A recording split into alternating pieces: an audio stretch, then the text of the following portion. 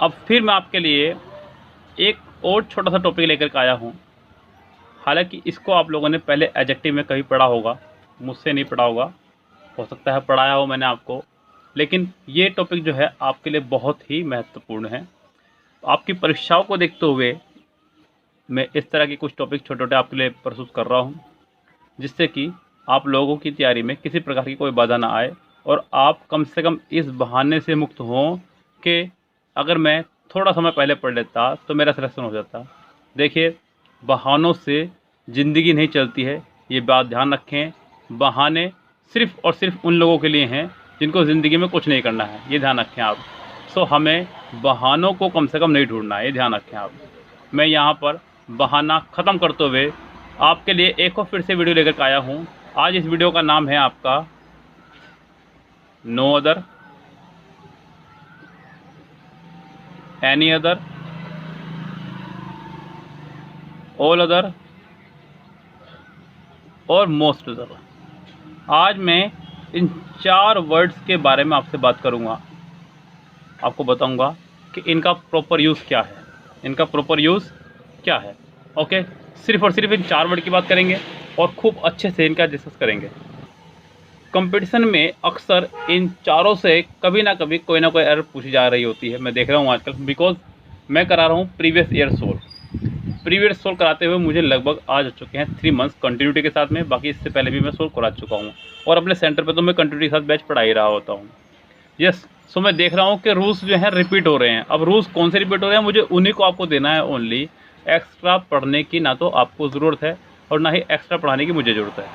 तो किसी ने कहा है ना कि उतना ही खाइए जितना आप पचा सकें, तो उतना ही पढ़ें जितना काम आ सके। ध्यान रखें आप, एक्स्ट्रा पढ़ने की आपको कहीं से कहीं तक भी कोई ज़रूरत नहीं है। हम लोग अगर बात करें इस रूल में, तो सबसे पहले मैं बात करने वाला हूँ नो अदर की। किसकी बात करूँ वहाँ? नो अदर की। एग्ज़ाम में आपको इसको लेकर किस तरह एरर दी जाती है वो बताऊँगा, और आपको किस तरह एरर फाइंड करनी है ये बताऊँगा आपको मैं। यस, सबसे पहले तो आप ध्यान रखें कि नो अदर का यूज़ जो है हम लोग करते हैं पॉजिटिव डिग्री में। किस में करते हैं? पॉजिटिव डिग्री में। सबसे पहले आप ध्यान रखना है इस बात का।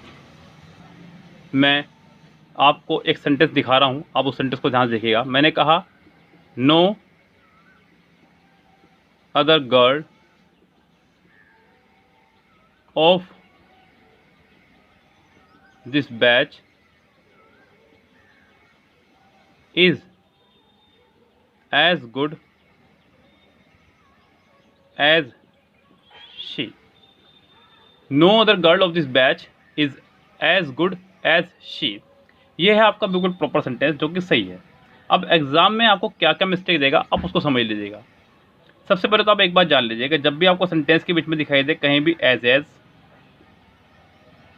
या सो एज, तो आपको उसके साथ लगानी है पॉजिटिव डिग्री। सबसे पहले तो आप इसी बात पे ध्यान दीजिएगा। जब कभी भी आपको सेंटेंस के बीच में दिखाई दे एज या सो एज, तो साथ में आनी है पॉजिटिव डिग्री। इस बात को ध्यान रखें, इस बात से आप बिल्कुल ना मुकरें, ना ही इसको आप झुटलाएं। आना ही आना है, ये बात कंफर्म है। यस, आगे बढ़ते हैं हम लोग अगली बात पे अपनी। अगर सेंटेंस में कभी भी आपको बीच में दिख जाए एज या सो एज में से कोई भी एक, साथ में पॉजिटिव डिग्री भी हो और उसने सिर्फ और सिर्फ नो लगाया हो, यानी कि आपको एरर किससे देगा एग्जाम में? आपका ये हटा देगा, कहेगा no girl of this batch is as good as she. कोई भी लड़की इस बैच की इतनी अच्छी नहीं, इतनी अच्छी वह है। आपको सेंटेंस कुछ इस तरह देगा। आप समझिए कि सेंटेंस के बीच में आ रहा है आपका एज, तो आपका यहाँ पे नो अदर आना ही चाहिए। पहली मिस्टेक आपको वो नो के साथ अदर नहीं लगाएगा, ये देगा आपको। दूसरी मिस्टेक ध्यान रखिए, नो अदर के साथ वो आपका लगा देगा प्लूरल नाउन। क्या लगा देगा? प्लूरल नाउन, यानी कि वो आपको मिस्टेक दे सकता है ऐसे, no other girls, no other girls. दूसरी बात याद रखिएगा कि नो अदर के साथ में हमेशा सिंगुलर नाउन का इस्तेमाल होता है। किसका इस्तेमाल होता है? सिंगुलर नाउन का। साथ ही साथ तीसरी गलती आपको दे सकते हैं, यहाँ पे इज की जगह आपको आर लगा के दे सकता है। नो अदर के साथ हमेशा आप लगाएंगे सिंगुलर वर्ब, क्योंकि जब सिंगुलर नाउन आया है तो सिंगुलर ही वर्ब आएगी, प्लूरल वर्ब यहाँ नहीं आ सकती। तो सेंटेंस का करेक्ट ऑर्डर आपका ये है कि no other girl of this batch is as good as she. बस इसके अलावा अगर वो कुछ भी कर रहा है समझो वो सेंटेंस में एरर है। एज लगा करके खाली नो लगा दे, अदर ना लगाए तो एरर है। प्लूरल नाउन लगा दे तो एरर है। प्लूरल वर्ब लगा दे तो एरर है। एज ना लगाए तो भी एरर है। एज के साथ पॉजिटिव डिग्री की जगह कंपैरेटिव डिग्री लगा दे तो भी एरर है। कई सारी तरह से इसके अंदर आपको एरर देके पूछा जा सकता है, लेकिन आपको जरा भी भ्रमित नहीं होना है। यस, ये था आपका पहला रूल। दूसरे रूल पर चलते हैं।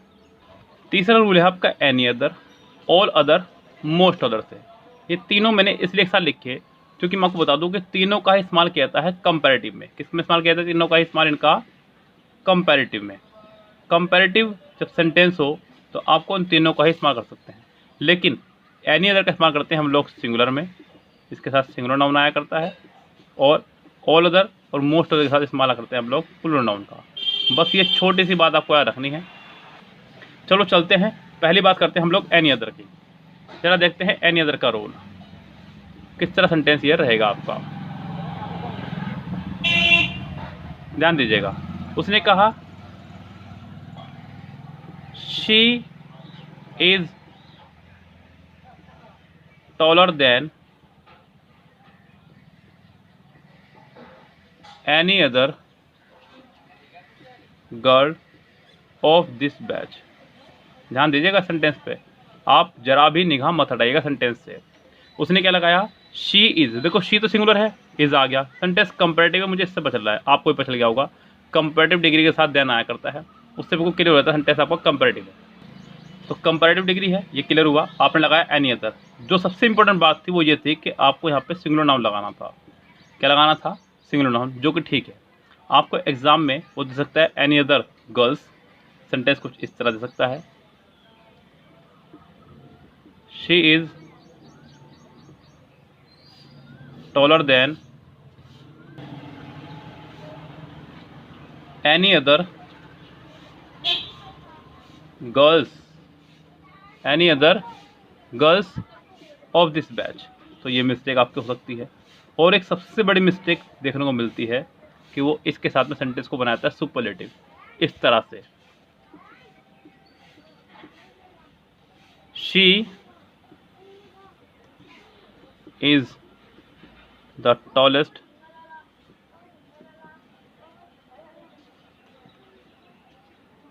girl of any other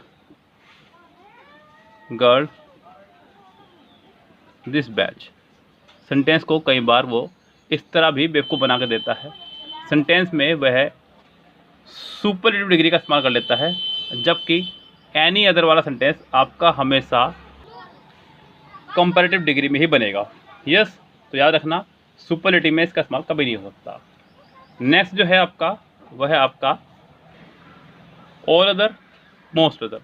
इन दोनों का इस्तेमाल किया जाता है कंपैरेटिव डिग्री में प्लूरल नाउन के साथ में, जैसे कि she is better then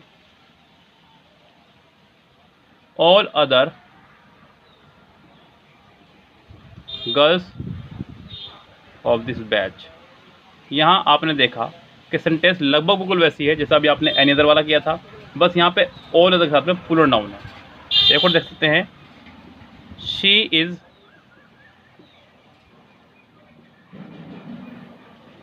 better than most other